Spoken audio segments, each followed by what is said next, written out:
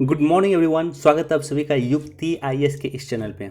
सबसे पहले हमारे चैनल पे नए हैं तो सब्सक्राइब कर दें, पुराने हैं तो लाइक कर दें, शेयर करें, कमेंट करें। आपको लगता है कोई क्वेश्चन पूछना चाहिए तो निश्चित तौर पे कमेंट सेक्शन में हमें क्वेश्चन पूछ सकते हो। तो यूपीएससी प्रीलिम्स का यह सीरीज है।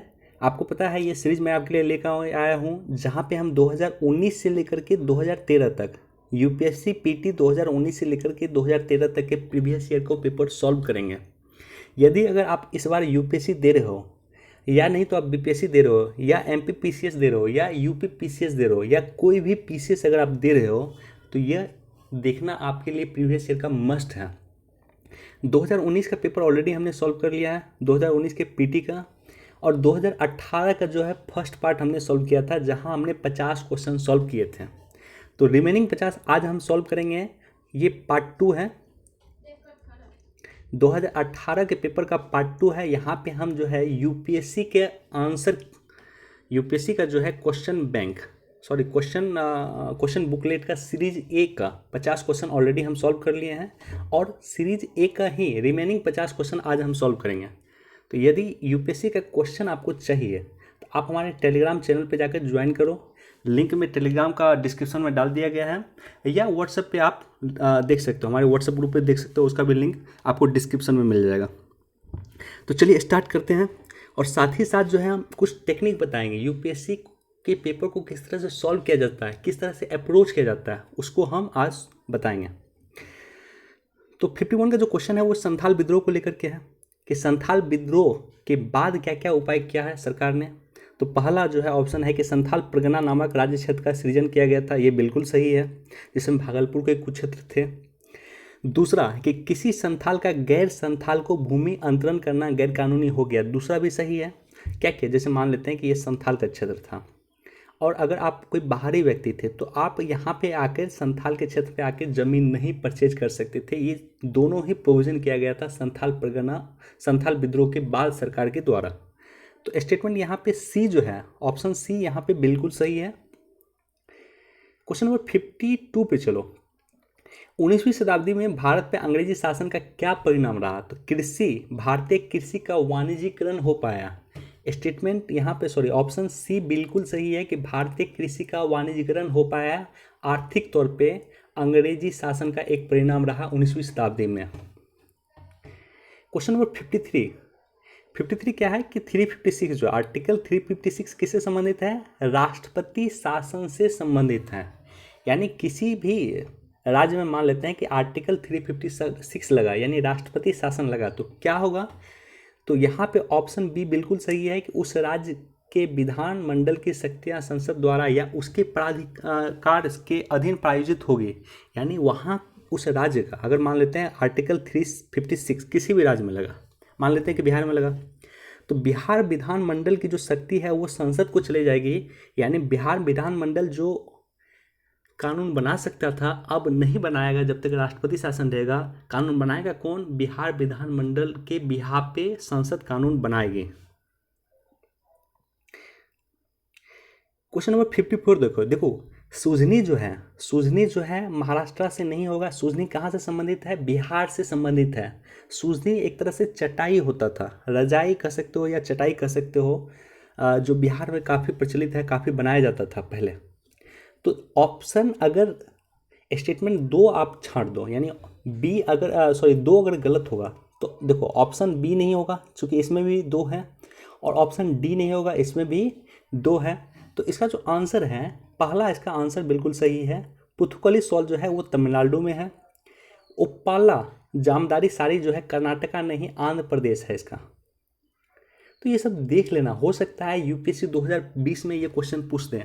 पुथुकली सॉल्ट कहाँ से संबंधित है, तो तमिलनाडु से संबंधित है, सुजनी बिहार से संबंधित है, और उप्पाटा जामदारी साड़ी जो है आंध्र प्रदेश से संबंधित है। तो पहला ऑप्शन बिल्कुल सही है।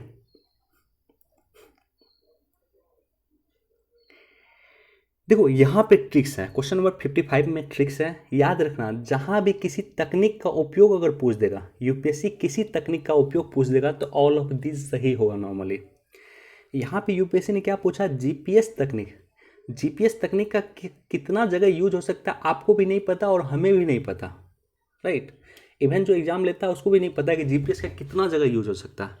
तो पहला भी सही है, दूसरा भी सही है, तीसरा भी सही है, तो इसका ऑप्शन डी सही हो जाएगा। क्वेश्चन नंबर 56 जो है इंग्लिश में पढ़ेंगे, चूँकि हिंदी में मुझे भी समझ में नहीं आ रहा है। और अगर आप हिंदी मीडियम के छात्र हो फिर भी आपको साइंस का, इकोनॉमिक्स का ये सब क्वेश्चन अंग्रेजी में ही पढ़ना चाहिए। देखो क्वेश्चन नंबर 56 का जो है स्टेटमेंट तीसरा पे चलते हैं। Treasury bill offer are issued at a discount from the par value. ठीक है, पता नहीं चल रहा है कि सही है कि गलत है, आई डोंट नो। दूसरा स्टेटमेंट चलते हैं। Treasury bill are issued by the government of India and there are no treasury bill issued by the state government. तो दूसरा स्टेटमेंट यहाँ पे बिल्कुल सही है, दूसरा स्टेटमेंट बिल्कुल हमें सही मिल गया। पहला स्टेटमेंट क्या है कि the reserve bank of India manage the services government of India security but not any state government security. ये स्टेटमेंट देखने से गलत लग रहा है, यानी कह रहा है कि आरबीआई किसी भारत सरकार की सिक्योरिटी को जो है उसकी देखभाल कर सकता है, उसको मैनेज कर सकता है, लेकिन राज्य सरकार की सिक्योरिटी को नहीं कर सकता है। तो पहला स्टेटमेंट गलत है, दूसरा बिल्कुल सही है। तो पहला अगर गलत है तो मान लो ये ऑप्शन ए नहीं होगा, डी नहीं होगा, और दूसरा अगर सही है तो ऑप्शन यहाँ पे सी जो है बिल्कुल सही हो जाएगा, यानी बाय डिफ़ॉल्ट तीसरा भी सही होगा। तो इसी तरह से सॉल्व किया जाता है, राइट।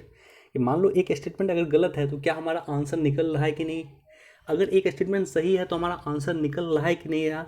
तो इस तरह से आप एलिमिनेट करना सीखोगे। क्वेश्चन नंबर 57 पे चलते हैं, सॉरी। पहला स्टेटमेंट क्या है कि पृथ्वी का चुंबकीय क्षेत्र हर 100,000 सालों में उत्क्रमित हुआ है। मान लेते हैं कि हमको इसके बारे में नहीं पता। दूसरा चलते हैं कि पृथ्वी जब 4,000 मिलियन वर्षों से अधिक पहले बनी तो ऑक्सीजन 54% था। देखो ये भी ट्रिक्स है कि यूपीएससी नॉर्मली डाटा गलत पूछता है। क्या आपको पता हो सकता है कि 4,000 मिलियन वर्ष पहले जब पृथ्वी बना था तो कितना ऑक्सीजन होगा? तो उस समय में कोई डिटरमाइन नहीं कर सकता है, तो दूसरा स्टेटमेंट गलत है। तो या तो बी भी गलत होगा, ऑप्शन डी भी गलत होगा, या तो ए सही, दोनों में कॉमन है ए, तो पहला स्टेटमेंट सही होगा। दोनों में कॉमन क्या है? पहला स्टेटमेंट कॉमन है दोनों में, ए और सी में, तो पहला स्टेटमेंट बाय डिफ़ॉल्ट सही होगा। तीसरा स्टेटमेंट पे चलते हैं कि जब जीव पैदा हुए तो उन्होंने पृथ्वी के आरंभिक वायुमंडल को बदल दिया। स्टेटमेंट बिल्कुल सही है, यानी मान लेते हैं कि जीव पैदा हुआ तो उन्होंने क्या किया कि ऑक्सीजन लेना शुरू किया, कार्बन डाइऑक्साइड छोड़ना शुरू किया, तो इससे क्या हुआ कि वायुमंडल में परिवर्तन हुआ। तो ऑप्शन यहाँ पे सी सही है, जनरल स्टेटमेंट है, बिल्कुल सही है। क्वेश्चन नंबर 58 में जो है वानाक्राई उस समय में लगातार चर्चा में था। ठीक है, वानाक्राई क्या है? एक तरह से रेंसमवेयर है। रेंसमवेयर क्या होता है थोड़ा सा मैं बता देता हूँ।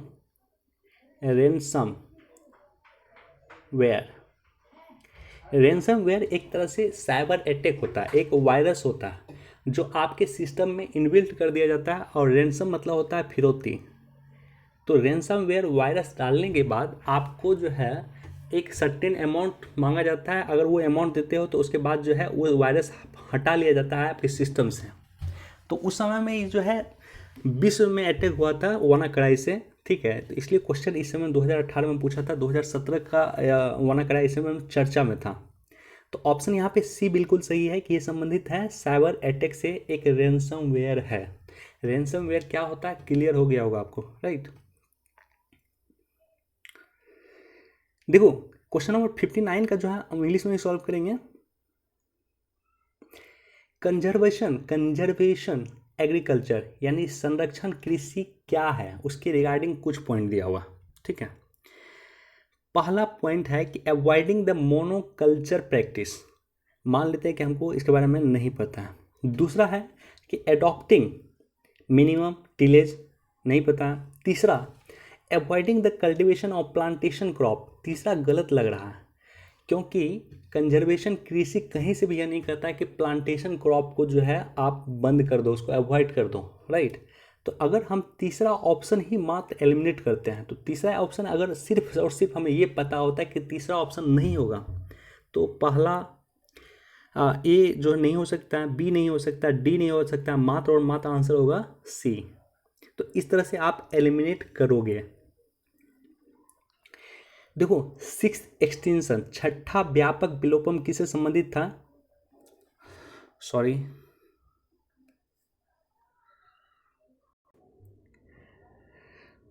छठा व्यापक विलोपन किससे संबंधित है? तो ये मैं बता देता हूँ आपको। यहाँ पे ऑप्शन जो है इसका डी आंसर बिल्कुल सही है। क्यों सही है? सिक्स एक्सटेंशन क्यों चर्चा में है? देखो, 1971 से अभी तक जो है, 70 के बाद से वर्तमान तक का जो समय है उसको कहा जाता है सिक्स मास एक्सटेंशन। एक रिपोर्ट प्रकाशित हुआ था कुछ दिन पहले, और उस रिपोर्ट में कहा गया था कि लगभग पृथ्वी पर जितनी भी जाति हैं, स्पीसीज हैं, लगभग उसका 50% से अधिक जो है वो 1970 से लेकर वर्तमान तक वो नष्ट हो चुके हैं। मात्र 50 वर्ष में जो है बहुत सारे जीव नष्ट हो चुके हैं। तो इसी को कहा जाता है सिक्स मास एक्सटिंक्शन, यानी पृथ्वी पर जितने जीव जंतु थे लगभग 5 बार उसका विनाश हो चुका है, और ये छठा विनाश चल रहा है। तो ऑप्शन इसका डी बिल्कुल सही होगा। एक रिपोर्ट के आधार पे ये क्वेश्चन पूछा है, करंट का बिल्कुल क्वेश्चन है यह। क्वेश्चन नंबर 61 पे चलते हैं। 61 का जो पहला ऑप्शन है IRN, देखो IRNSS को लेकर क्वेश्चन था, काफ़ी चर्चा में था। हमने अपना सेटेलाइट लगाया था, सेटेलाइट भेजा था, और सेटेलाइट के माध्यम से जो है हम GPS टेक्नोलॉजी, जिस तरह से हम अमेरिका के टेक्नोलॉजी यूज करते हैं, US के टेक्नोलॉजी यूज करते हैं, तो IRNSS के माध्यम से हम अपना टेक्नोलॉजी यूज करेंगे। GPS के तरह ही एक टेक्नोलॉजी होगा, राइट।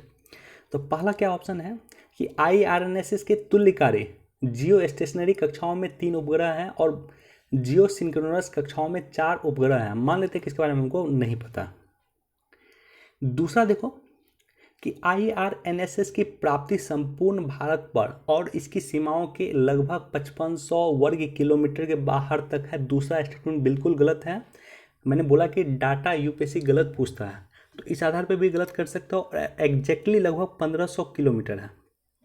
जैसे मान लेते हैं ये भारत है, तो भारत की बाउंड्री के 1500 किलोमीटर तक ही जो है इसको ये कवर करता, IRNSS कवर करता है। तो सेकेंड अगर स्टेटमेंट गलत है तो यहाँ पे बी नहीं होगा, यहाँ पे सी नहीं होगा, तो यहाँ पे क्या होगा? या तो पहला ऑप्शन सही होगा या डी ऑप्शन सही होगा। तो इस तरह के क्वेश्चन में याद रखना, अगर आपको कन्फ्यूजन हो जब भी कि दो अगर ऑप्शन चूज करना हो, जहाँ पे एक ऑप्शन दिया हो आपको नन, और दूसरा ऑप्शन अगर कोई स्टेटमेंट दिया है तो दूसरा ऑप्शन सही होगा। नन कभी सही नहीं होता। 90% केस में नन कभी सही नहीं होता। आप चेक कर लेना, 5 साल का क्वेश्चन UPSC का, 90% के केस में नन सही नहीं होता। तो इसका आंसर जो है, ये पहला स्टेटमेंट बिल्कुल सही है। इसका आंसर है ए।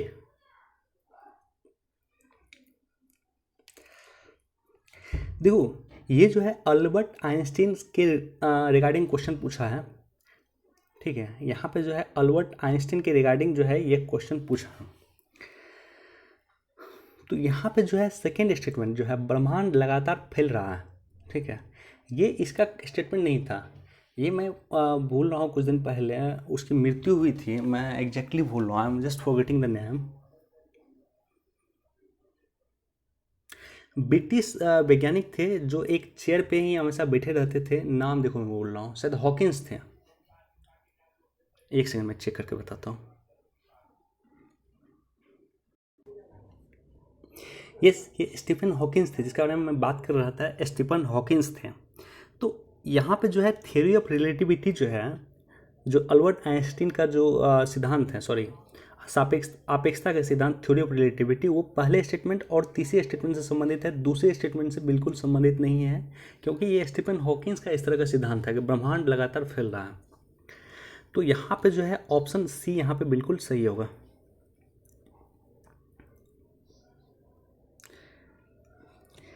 क्वेश्चन नंबर 63 पे हम चलते हैं। इसको अंग्रेजी में हम सॉल्व करने की कोशिश करेंगे। इस तरह क्वेश्चन को हिंदी में सॉल्व होता भी नहीं है, करना भी नहीं चाहिए।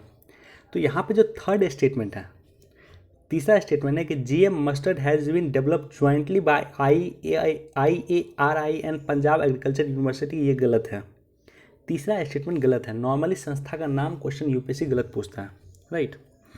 तो यहाँ पे क्या होगा, अगर तीसरा स्टेटमेंट गलत है तो हमको आंसर निकल जाता है, आंसर यहाँ पे बी होगा, यानी सेकेंड स्टेटमेंट सही है। क्वेश्चन नंबर 64 पे चलो। ब्लॉकचेन टेक्नोलॉजी काफ़ी चर्चा में रह रहा है, इस बार भी चर्चा में है। ये क्वेश्चन है संबंधित है डिजिटल क्रिप्टो करेंसी से। क्रिस्पर कैस, ये क्वेश्चन हमने कई बार डिस्कस किया है। क्रिस्पर कैस किससे संबंधित है, और यूपीएससी 2019 में भी ये क्वेश्चन आया था, 2017 में भी ये क्वेश्चन आया था। क्रिस्पर कैस काफ़ी चर्चा में रह रहा है। ये जीन एडिटिंग से संबंधित है। तो 2 ऑप्शन सही है, तीसरा गलत है, क्या होगा? 2 सही है, तीसरा गलत है, यानी सिर्फ और सिर्फ 2 होगा, यानी आंसर जो है इसका डी होना चाहिए। क्वेश्चन नंबर 65 पे चलते हैं।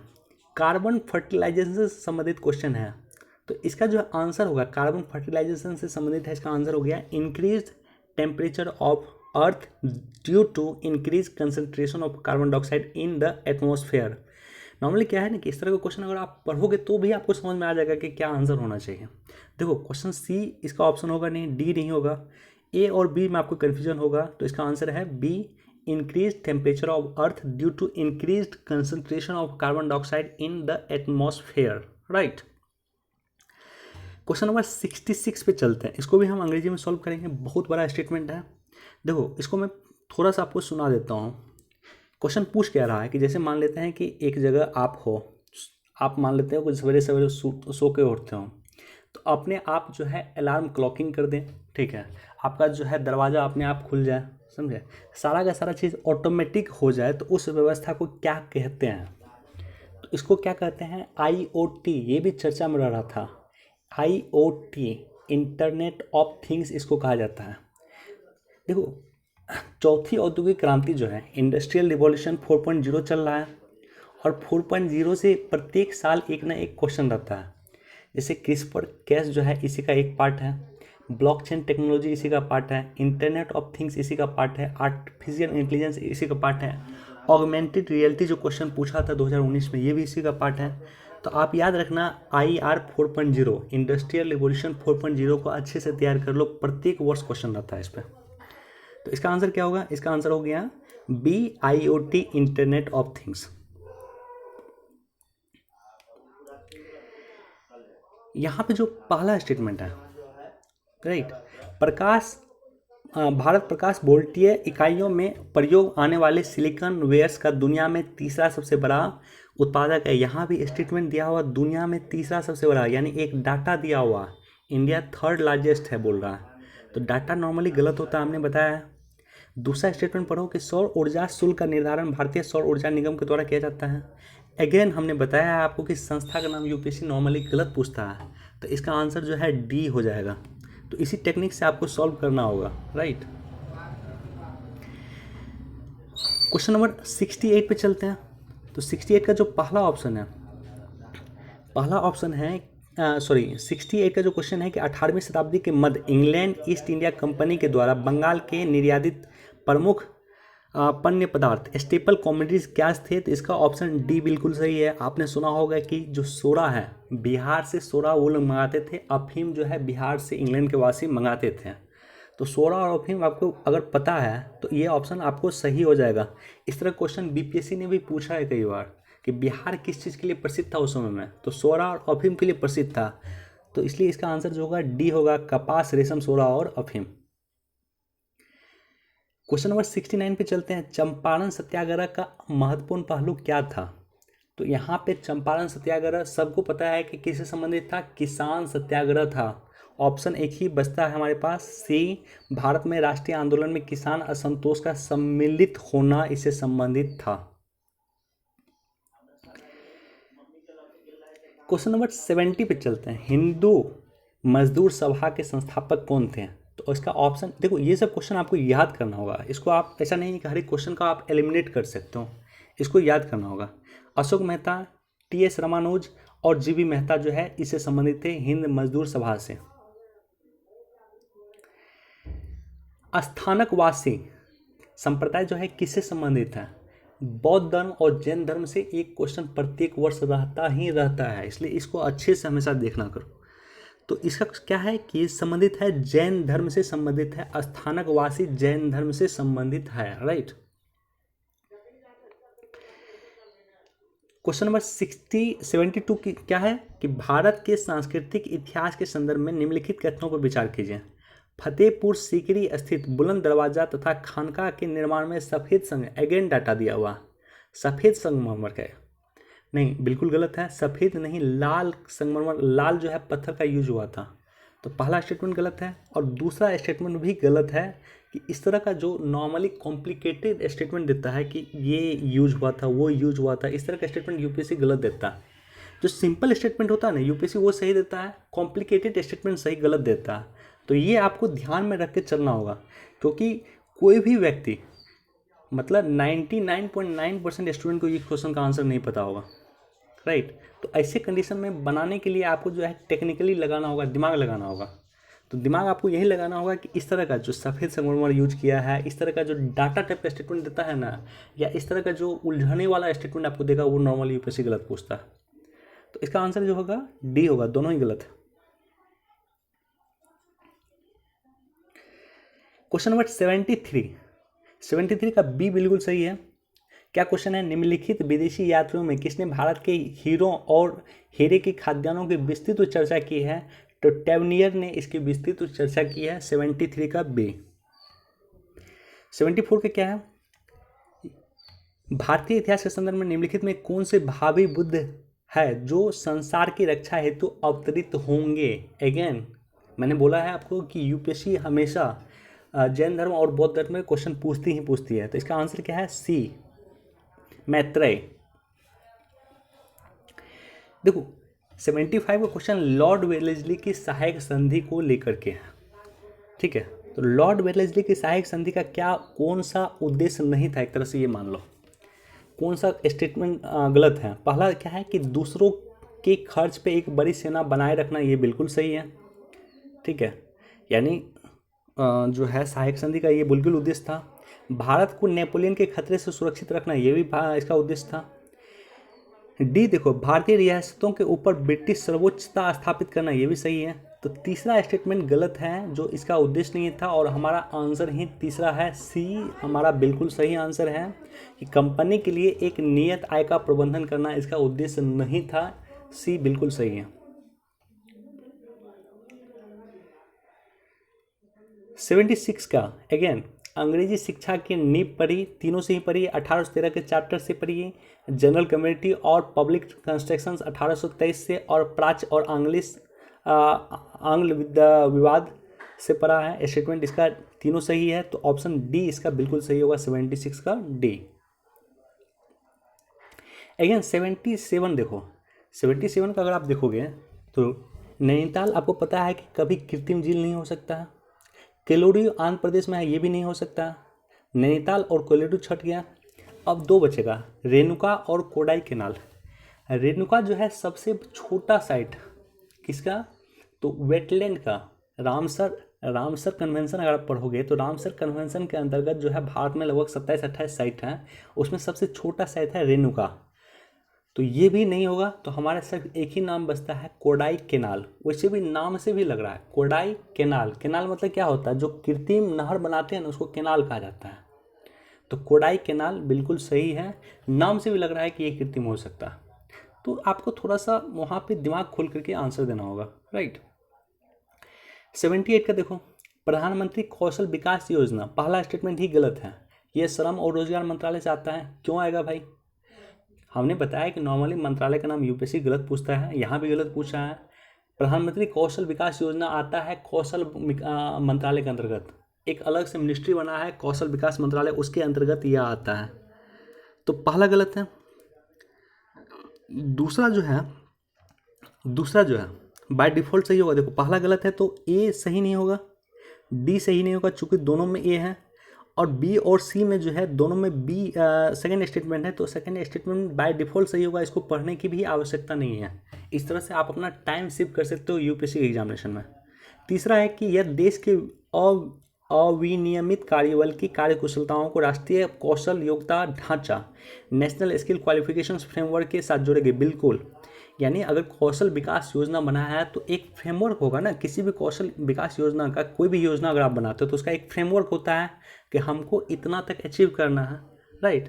तो ये बिल्कुल सही है।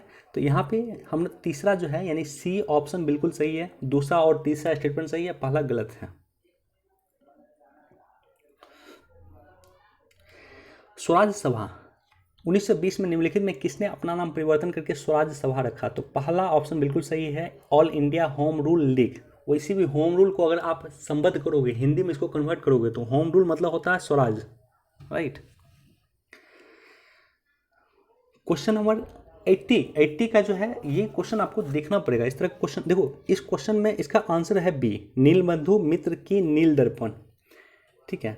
लेकिन इसका जो अन्य ऑप्शन है, इस ऑप्शन को भी आप जाकर के एक बार अच्छे से देखना कि आर्य समाज की स्थापना कब हुई थी? 1875 में हुई थी। रविन्द्रनाथ टैगोर जो है, सत्यनारायण टैगोर जो है इंडियन सिविल सेवा की परीक्षा में सफलता पाने वाले प्रथम भारतीय बने, तो कब बने थे? ये 1867 के आसपास बने थे, ठीक है। तो इस तरह से हर एक ऑप्शन को आपको ढंग से एक बार देना होगा, ऑप्शन से ही यूपीएससी ड्राइव कर देता है। तो नेक्स्ट ईयर में हो सकता है इसी ऑप्शन से क्वेश्चन आपको पूछ दें।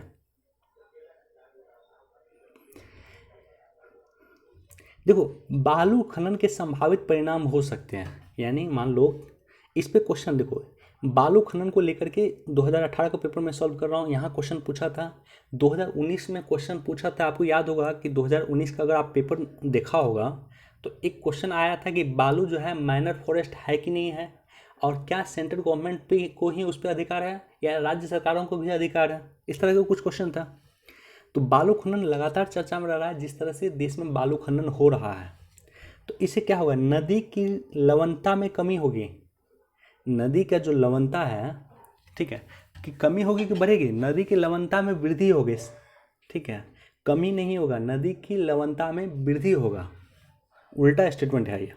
तो पहला अगर गलत है तो बाय डिफ़ॉल्ट जो है आंसर बी हो जाएगा, दूसरा और तीसरा सही हो जाएगा, क्योंकि इसमें भी पहला स्टेटमेंट है, इसमें भी है और इसमें भी है, तो तीनों गलत है, बी ऑप्शन इसका सही है। क्वेश्चन नंबर 82 का देखते हैं। कृषि मृदाओं के संदर्भ में निम्नलिखित कथनों पर विचार कीजिए। पहला स्टेटमेंट है कि मृदा में कार्बनिक पदार्थ का उच्च अंश इसकी जल धारण क्षमता को प्रबल रूप से कम करता है। इसको अंग्रेजी में पढ़ते हैं, देखो। The high connect of organic matter in soil drastically reduce the water holding capacity. Drastically जहाँ भी लगेगा नॉर्मली गलत होता है, ड्रास्टिकली इंक्रीज होगा, ड्रास्टिकली डिक्रीज होगा, तो इस तरह का स्टेटमेंट गलत होता है। तो पहला अगर हम गलत कर देते हैं तो हमारे पास आंसर निकल आता है। पहला अगर स्टेटमेंट गलत है तो ए होगा नहीं, सी होगा नहीं, डी होगा नहीं, बी जो है हमारा सही ऑप्शन निकल आएगा। तो मान ली हमने सिर्फ एक एलिमिनेट किया और हमारा आंसर निकल आता है। चलो 83 पे चलते हैं। पेज से क्वेश्चन रिलेटेड है, participation for the action on green economy, यानी पेज जो है किससे संबंधित है। तो अगर आप इस तरह का क्वेश्चन जा रहे हो देखने के लिए, देने के लिए, तो नॉर्मली लोगों को पता नहीं होता है, लेकिन आप ये याद रखना कि रियो प्लस 20 अगर ऑप्शन में हो तो नॉर्मली क्वेश्चन का आंसर रियो प्लस 20 होता है, क्योंकि रियो प्लस 20 में काफ़ी चीज़ें हुई थी। रियो कब हुआ? रियो हुआ था आपको 1992 में, और रियो प्लस 20 कब होगा? 2012 में। तो इसका ऑप्शन जो है बी बिल्कुल सही है। रियो प्लस 20 में काफ़ी चीज़ें नई बनी थी जिसके बारे में हमें पता नहीं है, तो इस तरह का अगर ऑप्शन अगर रियो प्लस 20 हो तो आप उसको मार के आ सकते हो, नॉर्मली वो सही होगा। 84 अगेन 3D टेक्नोलॉजी का यूज पूछ रहा है, तो हर एक जगह हो सकता है, यहाँ भी, यहाँ भी, यहाँ भी, यहाँ भी, यहाँ भी। साइंस एंड टेक में हमने बताया है कि एप्लीकेशन में हर एक आंसर लगभग आप मार के आओ, लगभग सही होगा। तो इसका ऑप्शन जो है डी बिल्कुल सही है। 85 को देखो, बेरन द्वीप ज्वालामुखी एक सक्रिय ज्वालामुखी है जो भारतीय राज्य क्षेत्र में स्थित है, बिल्कुल सही है। दूसरा देखो, बेरन द्वीप ग्रेट निकोबार के लगभग 140 किलोमीटर पूर्व है, ठीक है। तीसरा स्टेटमेंट देखते हैं, दूसरा मान लेते हैं हमको नहीं पता है, लेकिन डाटा दिया है तो हो सकता है वो गलत हो। तीसरा देखते हैं, तीसरा क्या है कि पिछली बार बेरन द्वीप ज्वालामुखी में 1991 में उद्गार हुआ था और तब से निष्क्रिय है, ये गलत है। क्योंकि 1991 के बाद, यानी हाल फिलहाल, अगर यूपीएससी मान लेते हैं कि बेरन द्वीप से क्वेश्चन पूछ रहा है, इसका मतलब हाल फिलहाल में कहीं ना कहीं वहाँ पे ज्वालामुखी का उद्गार हुआ होगा तभी चर्चा में रहा और तभी यूपीएससी क्वेश्चन पूछ रहा है। तो स्टेटमेंट 3 गलत है, तो ये भी गलत है, ये भी गलत है, ये भी गलत है। दूसरा भी गलत है क्योंकि हमने बोला कि डाटा यूपीएससी नॉर्मली गलत पूछता है, तो 140 किलोमीटर अगर डिस्टेंस दे रहा है तो हो सकता है ये गलत हो, ज़्यादा संभावना बनेगा। तो पहला स्टेटमेंट सही है, दूसरा और तीसरा गलत है, तो इसका आंसर ए हो जाएगा।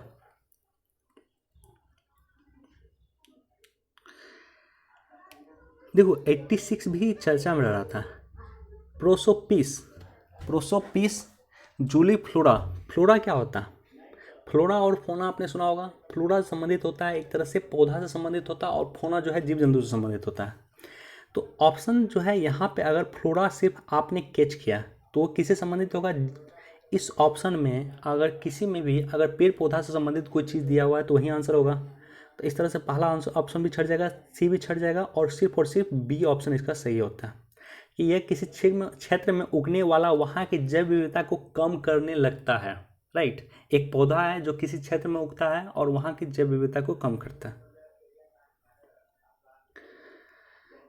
क्वेश्चन नंबर 87 पे चलते हैं। विश्व की सर्वाधिक प्रवालभित्तियां उष्णकटिबंधीय सागर जलों में पाई जाती हैं, ये तो फैक्ट है। विश्व की 1/3 से अधिक प्रवालभित्तियां ऑस्ट्रेलिया, इंडोनेशिया और फिलीपींस के राज्य क्षेत्रों में है, ये भी फैक्ट है। हमने देखा है कि ऑस्ट्रेलिया के पूर्वी तट पे सबसे अधिक जो है पाया जाता है कोरल रीफ। तीसरा देखते हैं, उष्णकटिबंधीय वर्षा वनों की अपेक्षा प्रवालभित्तियां कहीं अधिक संख्या में जंतु तंतुओं का प्रपोषण करती है। सॉरी, तो तीसरा भी सही है, तो इसका आंसर जो है डी हो जाएगा। यानी जैव विविधता, आप याद रखना कि वर्षा वन की अपेक्षा कहीं अधिक जैव विविधता जो होता है वो होता है आपको कोरल रीफ में। Question number 88, momentum for change climate neutral now किससे संबंधित है? तो सी, इसका ऑप्शन जो है सी संबंधित है, एक यूएनएफसीसी के सचिवालय का एक पहल था। 89 पे चलते हैं। 89 पे जो है पहला ऑप्शन देखो, बनारस में संस्कृत कॉलेज की स्थापना विलियम जोन्स ने नहीं किया था, जोनाथन डंकन ने किया था। तो पहला ऑप्शन बिल्कुल गलत है। पहला ऑप्शन गलत है तो यहाँ पे बी भी गलत, ए नहीं होगा और सी नहीं होगा, या तो बी हो सकता है या तो डी हो सकता है। दूसरा देखो, कलकत्ता मदरसा की स्थापना वारेन हेस्टिंग्स ने किया था, दूसरा बिल्कुल सही है। तीसरा गलत है। फोर्ट विलियम कॉलेज की स्थापना आर्थर वेलेस्ली ने नहीं, लॉर्ड वेलेस्ली ने किया था। तो सी गलत है, ए गलत है, दूसरा स्टेटमेंट सही है, हमारा ऑप्शन निकल आता है बी। 90 का देखो, पिछले कुछ वर्ष से क्या हो रहा है ना कि इस तरह का क्वेश्चन यूपीएससी जरूर पूछता है कि कोई क्षेत्र अगर चर्चा में रह रहा है। देखो कैटेलोनिया क्यों चर्चा में रहा था? कैटेलोनिया में जो है विवाद हो रहा था कि यहाँ पे कैटेलोनिया चाहता था, स्पेन का एक पार्ट है कैटेलोनिया और ये चाहता है कि स्पेन से अलग होना, इसलिए वहाँ पे काफ़ी ज़्यादा आंदोलन हुए थे, तो चर्चा में था। तो पहला बिल्कुल सही है। क्रीमिया भी चर्चा में था। क्रीमिया क्यों चर्चा में था? कि रूस और यूक्रेन के बीच में युद्ध हुआ था। राइट, रूस और यूक्रेन के बीच में एक जगह था क्रीमिया, जिसको लेकर के यूक्रेन दावा करता था कि क्रीमिया उसका है और रूस दावा करता था कि यूक्रेन क्रीमिया उसका है, और इसी को लेकर के दोनों के बीच में जो है संघर्ष हुआ था। बाद में क्रीमिया रूस के अंतर्गत आ गया था। राइट, और इसी के कारण G8 से जो है रूस को बाहर कर दिया था। G8 से रूस को बाहर कर दिया था क्योंकि क्रीमिया को ज़बरदस्ती रूस ने अपने में मिला लिया था, इसी के कारण G8 से रशिया को बाहर किया गया। राइट, तो पहला ऑप्शन सही है, दूसरा गलत है। देखते हैं आंसर निकलता है कि नहीं। पहला सही है, दूसरा गलत है, तो एक ही ऑप्शन बचता है सी, यहाँ पे बिल्कुल सही होता है, पहला और तीसरा।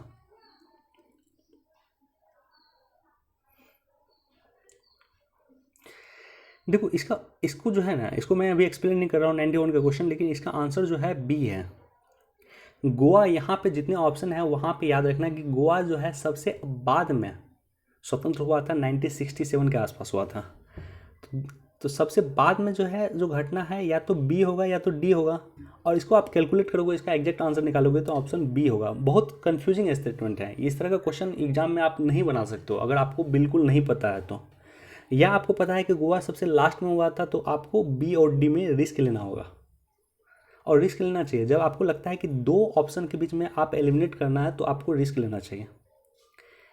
क्वेश्चन नंबर 92, निजता का अधिकार काफ़ी चर्चा में था। यूपीएससी ने 2019 के प्रीलिम्स में भी इसी पे क्वेश्चन पूछा था कि शादी का अधिकार जो है, देखो किस तरह से घुमा के क्वेश्चन पूछा है। 2018 का क्वेश्चन देख लेना, अभी मैं पढ़ के सुनाऊंगा आपको, और 2019 में क्वेश्चन किया था कि शादी का अधिकार किस आर्टिकल में है। तो आर्टिकल 19 भी दिया हुआ था, आर्टिकल 21 भी दिया हुआ था, और यहाँ पे निजता का अधिकार पूछा है।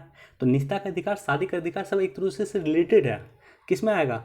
आर्टिकल 21 में ही आएगा, और कहाँ जाएगा भाई? तो थोड़ा सा आपको you have to be care, bit care. Question number 93, सरकार एमएसपी की घोषणा करती है। तो इसमें किस उत्पाद के लिए सरकार एमएसपी की घोषणा करती है, किसके लिए नहीं करती है वो देखो। कॉफ़ी के लिए तो बिल्कुल नहीं करती है, तो कॉफ़ी सिर्फ एलिमिनेट कर दो तो आपको आंसर आ जाएगा। यानी तीसरा ऑप्शन एलिमिनेट करो, तीसरा नहीं होगा तो ये नहीं होगा, ये नहीं होगा, और ये नहीं होगा। यानी ए, सी और डी नहीं होगा, बी इसका सही आंसर है। ठीक है, तो यहाँ पे नॉर्मली आपको देखना होता है कि कौन नहीं होगा, अगर वो आप एलिमिनेट कर लेते हो तो आपका आंसर निकल जाता है। पाखुई वन्यजीव अभयारण्य कहाँ है? अरुणाचल प्रदेश में। 94 का ए।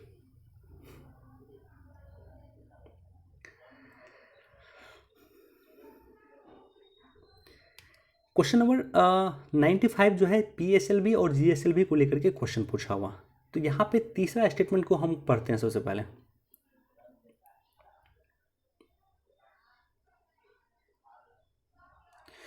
तीसरा स्टेटमेंट क्या है कि जीएसएलवी मार्क 3 एक 4 स्टेज वाला विमोचक वाहन है, जिसमें प्रथम और तृतीय चरण में ठोस रॉकेट मोटरों तथा द्वितीय और चतुर्थ चरण में द्रव रॉकेट इंजन का प्रयोग किया जाता है। बिल्कुल गलत है। क्रायोजेनिक इंजन का इस्तेमाल किया जाता है। 3 का स्टेटमेंट बिल्कुल गलत है, और इस तरह से वैसे भी उलझा हुआ डाटा दे तो नॉर्मली गलत होता है। तो देखो यहाँ पे बी गलत हो गया, डी गलत हो गया, ए हो सकता है इसका आंसर, या इसका आंसर हो सकता है सी। दोनों में कॉमन क्या है? पहला स्टेटमेंट कॉमन है, तो पहला स्टेटमेंट तो बाय डिफ़ॉल्ट सही हो गया ना, इसको हमें देखने की आवश्यकता नहीं है। दूसरा स्टेटमेंट देखो, पीएसएलवी द्वारा प्रमोचित उपग्रह आकाश में एक ही स्थिति में अस्थायी रूप से दिखाई पड़ते हैं, जैसा कि पृथ्वी के एक विशिष्ट स्थान से देखा जा सकता है। तो दूसरा स्टेटमेंट बिल्कुल गलत है। ये पीएसएलवी नहीं, जीएसएलवी की क्वालिटी होती है, राइट। कि मतलब पृथ्वी के एक ही जगह से जो है वो लगातार उस उपग्रह को देख सकते हो। ये पीएसएलवी नहीं, जीएसएलवी की क्वालिटी होती है। तो दूसरा स्टेटमेंट गलत है, तीसरा गलत है, सिर्फ और सिर्फ पहला सही है, ऑप्शन ए का सही है। 96 का चलते हैं, ठीक है। 96 का क्वेश्चन क्या है, अंग्रेजी में इसको सॉल्व करते हैं। 96 का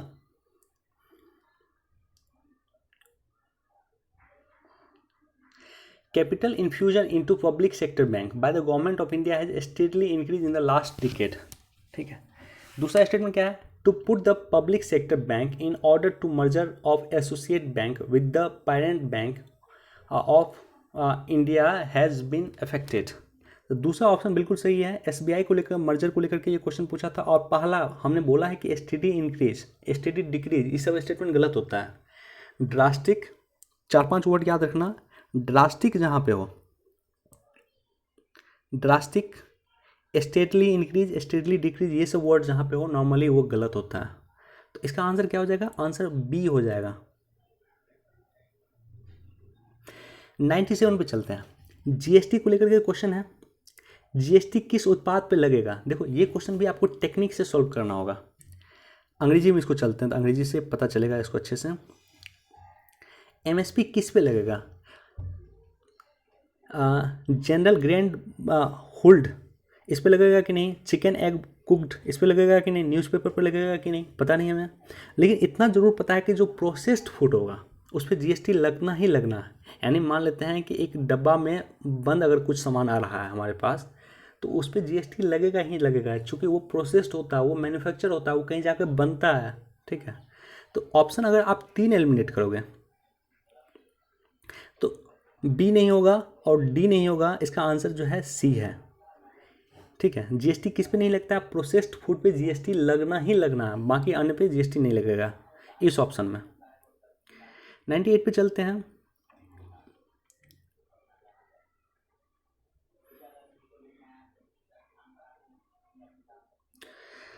देखो 98 का क्वेश्चन क्या है, तीसरा स्टेटमेंट पढ़ते हैं।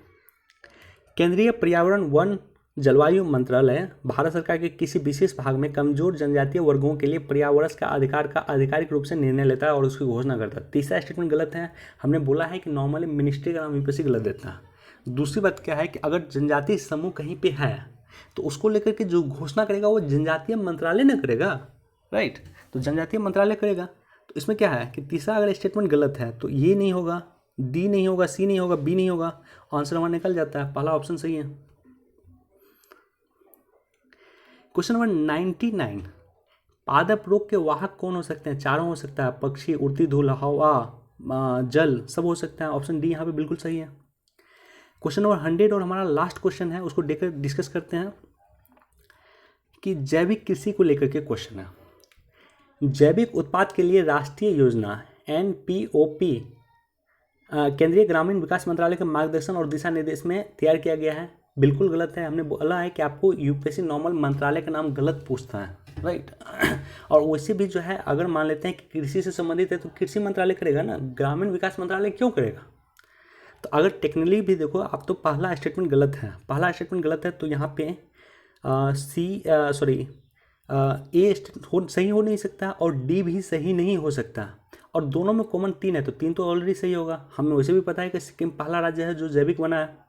और दूसरा स्टेटमेंट भी सही है। NOP जो है NPOP के क्रियान्वयन के लिए कृषि एपिडा सचिवालय के रूप में कार्य करता है, राइट।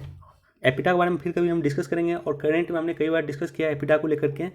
तो ऑलरेडी दूसरा और तीसरा स्टेटमेंट सही है तो आंसर यहाँ पे बी हो जाता है। तो चलिए इस तरह से हमने यूपीएससी का जो है यूपीएससी का सीरीज ए 2018 का सीरीज ए का हमने पूरा डिस्कस कर लिया है। 50 क्वेश्चन हमने प्रीवियस वीडियो में डिस्कस किया है। अगर आपने हमारा वीडियो नहीं देखा तो जाकर देख लो। और रिमेनिंग 50 क्वेश्चन हमने यहाँ पर डिस्कस किया है। अगर आपको कुछ सुझाव देना चाहते हो, आपको कुछ क्वेश्चन पूछना चाहते हो, आपको लगता है कि बीच में कुछ समझ में नहीं आया तो कमेंट सेक्शन में हमें क्वेश्चन आप पूछ सकते हो। तो वीडियो को अंतिम तक देखना और सब्सक्राइब जरूर कर देना और वीडियो को लाइक मस्ट कर देना, राइट।